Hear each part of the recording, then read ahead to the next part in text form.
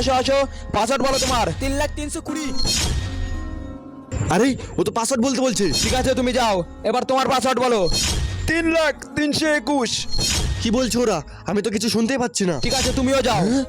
ও, ওর 3,03,21 password, তার মানে নিশ্চয়ই আমার 3,03,22 হবে। এবার তুমি আসো, তোমার পাসওয়ার্ড বলো।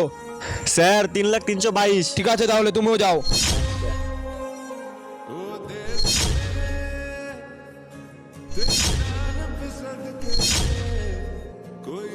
জয় হিন্দ স্যার, বলুন। জয় হিন্দ সোলজার। সোলজার, বর্ডারের নতুন ফৌজিদের এন্ট্রি হয়ে গেছে তো? স্যার ওদের এন্ট্রি হয়ে গেছে 3,03,20, 3,03,21 আর 3,03,22।